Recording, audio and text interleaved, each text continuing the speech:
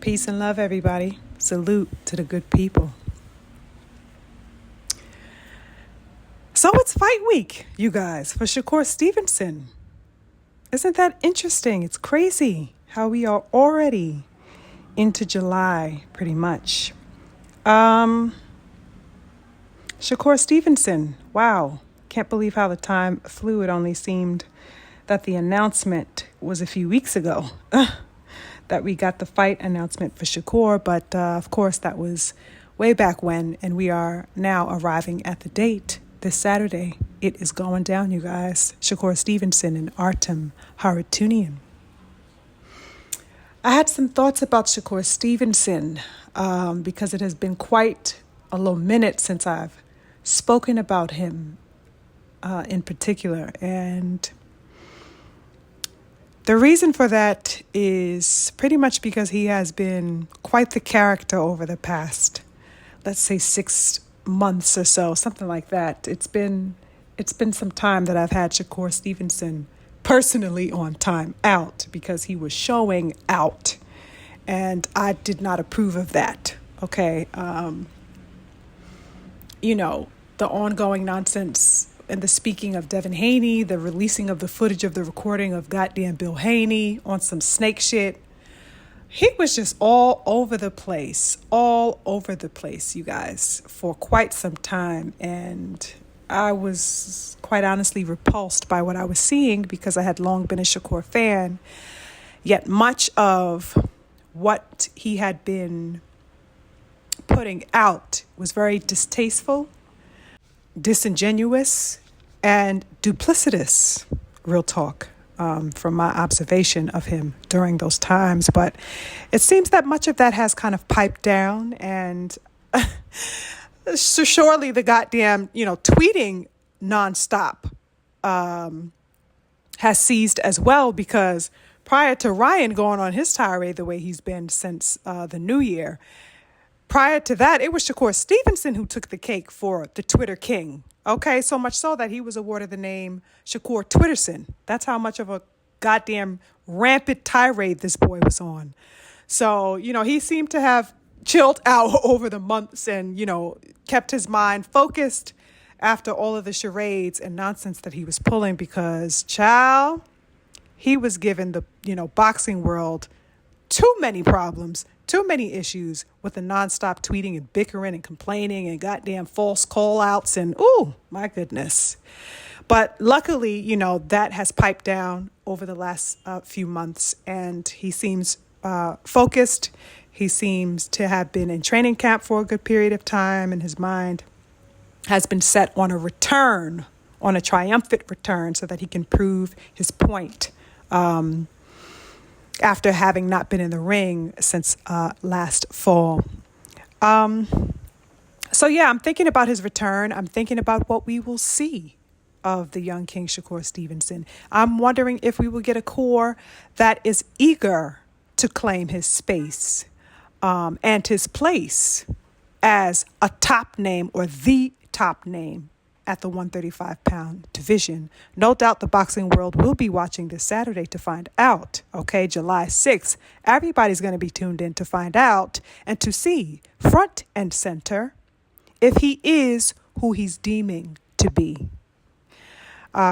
We haven't seen Core in the ring, as I said, since last November against De Los Santos. We know that this was quite the controversial fight, let's say. Okay. For Shakur, it was definitely controversial. It actually broke records for all the wrong reasons, as we know. Okay. This fight was touted as being, the fight with the least thrown punches within a single fight in history, you guys, in boxing history. So it goes without saying that Shakur has to come back with a significant and substantial bang in order to override the previous disdain that the boxing world has held for him up until this point. So this Saturday, Core is definitely going to be going head-to-head with Artem. And Artem is, of course, a former opponent of Frank Martin, who actually gave Frank Martin quite the unexpected competitive fight last July. And of course, Frank Martin came out victorious against that. He stopped him in the 11th round, I believe, and was triumphant in that. But Artem definitely came to fight. So we know that he is not somebody that comes to lay down. He's also an Olympian. He's very much got heart, and he is there to do a job. So it's going to be interesting to see how the dynamic plays between that mindset and the Shakur, who is coming off not a defeat, but a defeated mentality, okay, spiritually and mentally, because of his lackluster performance. So that's going to be interesting. What will Shakur bring to the table is a question that I have. What has he been working on since that shocking performance against De Los Santos? Okay, what's been in the works with him in his style? What does he want to prove? It's definitely hard to answer at this particular point, considering of what we saw of him last. But I do know that Shakur Stevenson is seriously skilled and talented. Okay, I have no doubt about that. I know who he is. I haven't necessarily agreed with him for the many months that it's been. But I know who he is, and I know the potential that he possesses as a boxer. Okay, he boxes smart, and he is probably the most defensively sound boxer in all of the sport. Okay, what I'd love to see is his hands. Okay, I'd love to see his hands loose. I'd love to see him sitting on his punches. I'd love to see the enforcement of his will and generalship against Artem. Okay, there is no sound reason to me why he should not be able to do the job, knowing what I know about Core and his abilities. If it gets tough in there, I want to see that IQ at work. I want to see the adaptability. I want to see the correlation between he and his coach and taking the advice and implementing the game plan. I want to see these things, Should Core come out victoriously on Saturday, the only fight, to me, to make next at 135 is between he and Tank Davis. I've said this many times, and I stand on my word. Okay, Shakur versus Tank must happen, and it's a fight that I cannot wait to materialize, you guys. Real talk, to me, this fight is more prevalent a fight than the one with Lomachenko versus Tank, even though that is a very significant fight, because, that's a long overdue fight for Tank Davis, and that fight is definitely quite significant. But the fight between Core and Tank, for me, is way more substantial. It has so much significance for the sport, in my opinion, overall. It almost poses to be as like the fights of old, one of those mega fights of old. Very much gives me the vibe of the Four Kings, because it's basically a mirrored image of those times. We got Core, we got Dev, we got Tank. It's just a part of that. Even though I would consider Lomachenko a part of that crew, most certainly he's earned his place among that. But to me, maybe because, like I said in a previous discussion that I had with you guys, that the fight has been so long, prolonged, really, that for me, it lost steam. I'm of course talking about Tank Davis and Lomachenko, but I would not say it's a fight that should not happen.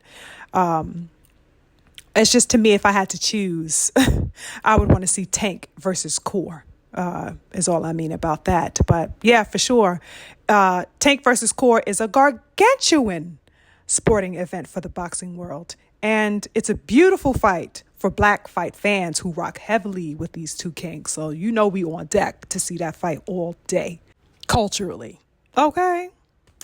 So, I'm not sure about, the pending issue between Bob Arum and Shakur Stevenson and the whole Top Rank situation. I'm not sure if there has been any resolve pertaining to, the contract. Saturday's fight against Artem is said to be Stevenson's last fight with Top Rank. So where he goes, after, or if he decides to proceed with Top Rank, is definitely up in the air at this point, because no official announcements have been made regarding his direction.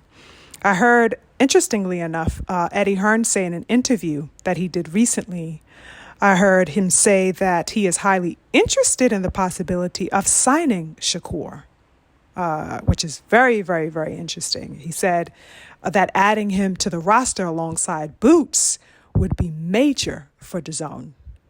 So, who knows?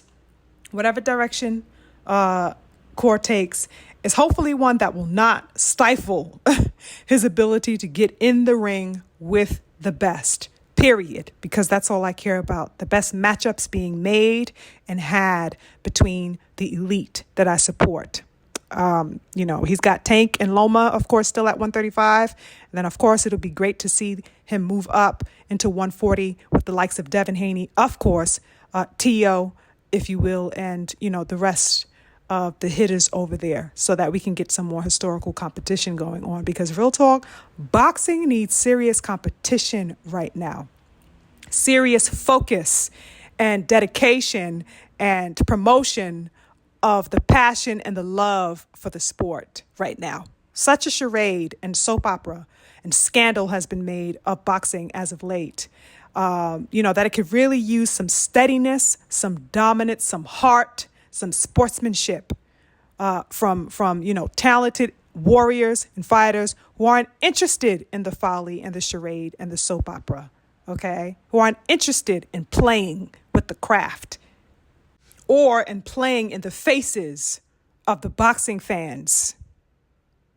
We definitely got some real gunners out there handling business. That's for sure. They are there and they are putting that work in. We need as many killers on deck as we can get. But yeah, definitely looking forward to Saturday's bout with Shakur. I would love to see him rise to the occasion. I would love to see him show us why he is everything he's been saying that he is. Because I see his talent. I've long believed in his talent. And it's a talent that has long been evident and apparent to me as a fight fan and to the many that love the sport and know what they are watching. So it'll be great to see him victorious on Saturday. Wishing the best for the young king. And that's it for me, y'all. I'm on to the next. Peace.